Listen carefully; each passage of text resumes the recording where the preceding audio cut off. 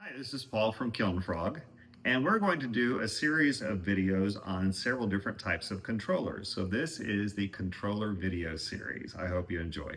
Okay. So we're going to do a glass firing. So we're going to go to the load and we're going to do glass. And let's do a full fuse firing. And we're going to click OK. And now we're doing a full fuse firing. COE is 90 and the speed is slow. I want to change that because I use System 96 glass. So we're going to go to the edit screen and then we're going to go to glass COE, touch right there, and change it to 96 and save it. And I don't want to really go slow. I want to go medium slow. So we'll change that, save that. And now we're going to go back to the home screen and we're doing a glass full fuse, COE 96, speed is medium slow, and I'm ready to start. So I'll just hit the start button. I'm going to start now. And now it's going to check all the circuits and soon it will start firing. And that's all there is to it. Let's do a ceramic firing. So we're going to go to the load menu and let's do a bisque firing. Click OK, and you know that we can go to the edit button and change the parameters of what we're doing. So right now, there's no preheat time. Let's say we're going to preheat for 2 hours. So let's do 200, save that. So it'll preheat for 2 hours and get rid of some of that extra moisture that's still left in the clay. I'm going to bisque to cone 04, which is what I like. The speed is slow. I like to bisque at a slow speed, but if I wanted to go a little bit faster, I could change it to medium slow and save that. And then we're going to hold at peak for 5 minutes. Everything looks good on that. Go back and then hit start. Start now. It's checking all the circuits and soon it will start firing. That's all there is. All right, we're going to do a ceramic glaze firing. So we go to the load menu. We're going to go to the glaze menu. Going to click OK. Right now, it's telling me that I'm doing a ceramic glaze. I'm firing to cone 06 at a medium speed. I don't ever use cone 06 glazes, so we need to change that. So we're going to go to the edit button, and I'm going to fire to cone 6.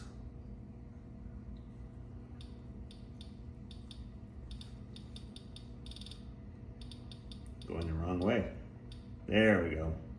So we're going to save that. So you just use the scroll bar on the side, scroll up or down to get to the cone number that you want. Save that. And then let's slow that down a little bit and save that. And if I want to hold at my peak temperature, I can punch in a hold time, let's say 10 minutes, save that. And now we're going to fire to cone 6 at a medium slow speed, holding at peak for 10 minutes. And preheat time 2 hours. And go back to the home menu. Hit start. Start now. It's checking the circuits and soon it will begin firing. Very easy. Ready. All right, I'm going to show you something that's a little bit more complicated. We're going to load in a custom firing program. So we're going to go to the load button and we're going to scroll down to custom. And there are 30 different custom firings. And right now, some of these are blank and some of these have some preloaded firing schedules in them. And you can scroll through there and see what's there. Let's choose user 25. That should be blank. So we've loaded in user 25 program. We're going to go to the edit button, and now we have one segment. It's got a ramp rate of 123, it's got a hold temperature of 123, and a hold time of 0. So if I want to change those parameters, which I do, I'm going to ramp at 250 degrees an hour, and I'm going to ramp up to 300 degrees just to start my work. And I'm going to hold for 10 minutes. All right, so now I've changed the ramp rate to 250. I've changed my target temperature to 300, and I've changed my hold time to 10 minutes. But that's not much of a program. So we're going to hit the one button and we're going to add a segment. And that's going to add a segment into the program. And you can keep on doing this for as many segments as you need to add. In my second segment, I'm going to go a little bit faster. We're going to go 350 degrees. And we're going to go up to 1,000 degrees. And again, I'm going to hold for 10 minutes so I don't have to change that. I'm going to insert another segment. So 350, 100, 1010, that's what I had from before. I'm going to change that.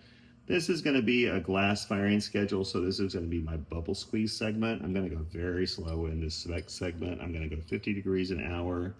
I'm going to go up to 1250. And then I'm going to hold for 30 minutes. Really try to get all those bubbles out of the work. I want to add another segment. Now in segment 4, I'm going to go up to my top temperature. So I go pretty fast on this segment. So let's go 400 degrees an hour. And we're going to do a full fuse. So I'm going to go to 1475.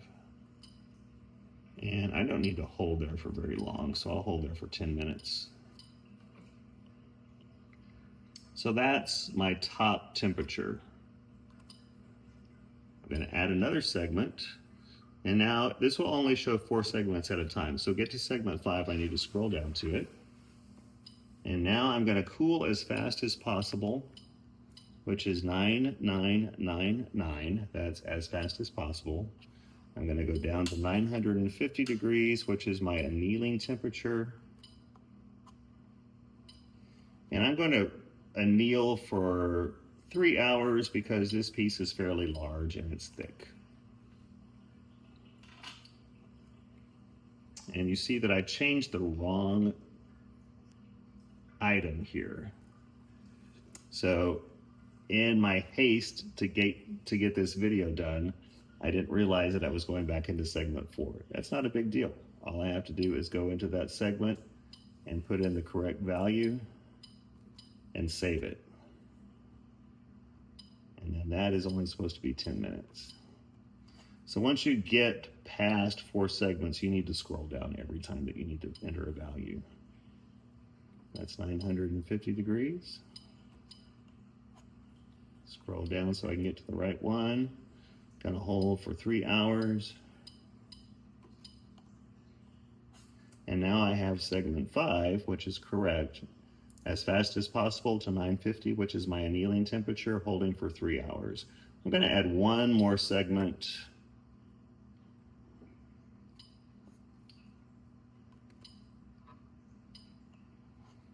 And scroll down to segment 6. We're gonna cool very slowly down to 700 degrees. Go back.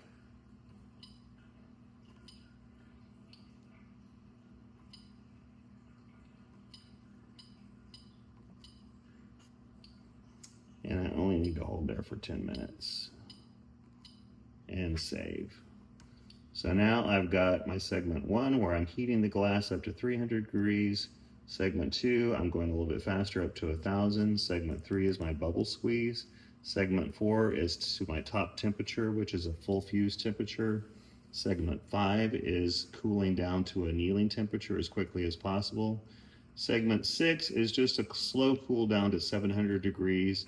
And then I'm going to let the kiln shut off and cool naturally down to 100 degrees before I open the kiln up. And so that's a good example of a custom program that you can write. So then you go back to the home screen.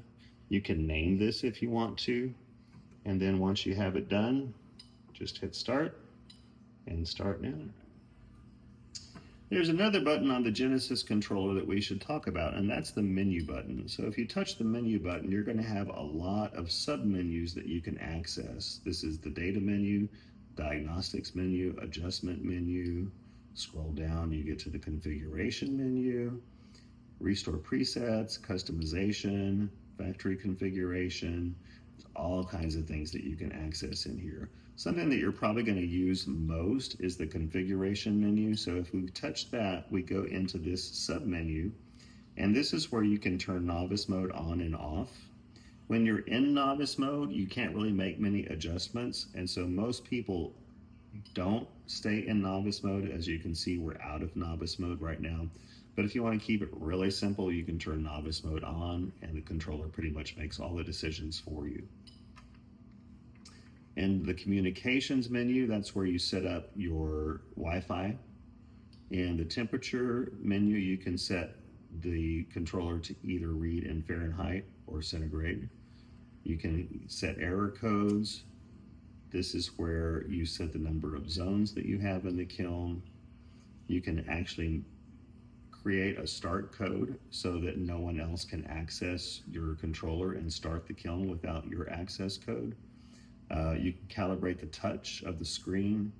You can even do a cost setup. If you know what your electricity cost per kilowatt hour, you can enter that figure in, and the controller will tell you how much energy you used and how much it cost you for every firing that you do. So there's a lot to access in the menu. All of these menus have sub-menus, and so you can see by all of these that there's just a lot that you can do with this controller.